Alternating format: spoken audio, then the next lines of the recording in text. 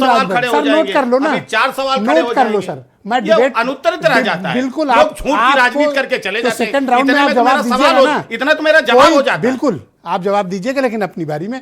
अरुण राजभर मौजूद है मेरे साथ, एसबीएसपी के राष्ट्रीय प्रवक्ता हैं। अरुण जी, बहुत स्वागत है आपका। तो विपक्ष का ये इल्जाम है कि आप लोगों का जो अलायंस है वो तिरंगे का इस्तेमाल करके, जो आपके विरुद्ध मुद्दे इस वक्त माहौल में है और जनता के बीच है, उनसे बचने की कोशिश है। क्या वाकई में ऐसा है? किसी को कौन रोक रहा है? देश के कोई भी दल हो, अगर तिरंगा अपने हाथ में उठाना चाहते हैं तो किसी दल का तो तिरंगा है नहीं, वो हमारे देश का तिरंगा है, हमारे देश की शान है।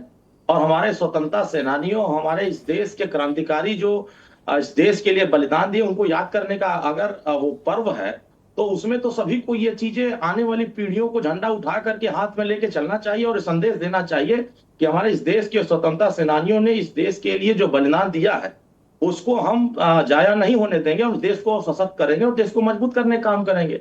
अब जिन लोगों को इस तिरंगे झंडे से भी परेशानी है, जिन लोगों को इस तिरंगे झंडे को लेना ही हाथ में नहीं है, तो वो तो अलग अलग बातें करें, तो उससे इस देश के लोग तो अच्छे तरह से जानते ही हैं कि कौन तिरंगा का अपमान करना चाहता है, कौन सम्मान करना चाहता है। हम तो सारे दलों के घर पर झंडा लगाना चाहते हैं कि तिरंगा किसी एक दल का नहीं है, वो तो सपा का भी है, भाजपा का भी है, कांग्रेस का भी है, भाजपा के भी, सारे दल का है।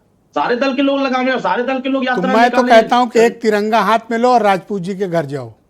स्वागत है। नहीं, कोई दिक्कत नहीं है इसमें। देखिए, कोई परहेज नहीं। हाँ, सवाल इस बात का है कि जब पेपर लीक का मसला, मैं यही सेटलमेंट कर दे, पेपर लीक के मसले पर जहां बीजेपी की सरकार होती है वहां विपक्ष झंडा लेकर के नारा लगाता है, और जहां विपक्ष की सरकार होती है वहां वो झंडा नहीं उठाना चाहता है, तभी इनके दोहरे चरित्र का चेहरा उजागर हो जाता है। पंजाब में बीजेपी की सरकार नहीं है, वहां राहुल गांधी जी और समाजवादी पार्टी के मुखिया नहीं जाएंगे। झारखंड में बीजेपी की सरकार नहीं है, वहां श्री अखिलेश यादव जी, राहुल गांधी नहीं जाएंगे। वहां वो तिरंगा लेकर के उन लड़कों को जो लाठियां बरसाई जा रही है वहां झारखंड और पंजाब में, वहां उन लाठियों का सम्मान दिलाने के लिए बच्चों को नहीं जाएंगे। हाँ, लेकिन जहां बीजेपी की सरकार होगी वहां ये झंडा लेकर के बच्चों को भड़काने के लिए, नौजवानों को भड़का करके लाठीचार्ज कराने के लिए जरूर जाएंगे। ये देश के लोग जान गए, इनकी सच्चाई भी जब देश के सामने आ गई कि अच्छा, ये ना सवाल जवाब कर लेते कोई हैं। मतलब है नहीं, कोई पिछड़ों से मतलब है ना दलितों से। नीट में अगर पिछड़ों को आरक्षण देने का काम किसी ने किया तो केंद्र की सरकार ने किया।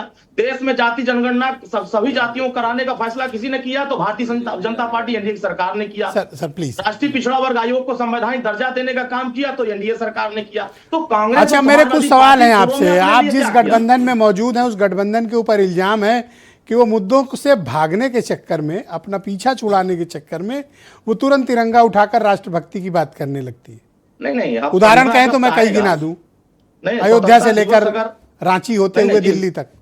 एक बात बताएं ब्रजेश जी, अगर स्वतंत्रता दिवस 15 अगस्त के दिन लोग मनाए तो क्या 16 अगस्त को हम मना सकते हैं? अगर उससे पहले हम देश के सामने जन जागरूकता अभियान चलाएं, आने वाली पीढ़ियों को तिरंगा के माध्यम से हम इस देश के बलिदान देने वालों को या स्वतंत्रता सेनानियों की यादों को अगर ताजा किया जाए तो इसमें किसी को परहेज नहीं। अच्छा, दूसरा मैं आपसे ये जानना चाहता हूं कि ये कार्यक्रम तो बीजेपी कर रही है, आप लोग भी इसमें शामिल हो या फिर आपका अलग चलेगा? नहीं, हम तो कर ही रहे हैं। हमारा तो तिरंगा यात्रा एक अभियान चल गया, हमने तो 2000 नौजवानों के साथ तिरंगा यात्रा कर लिया।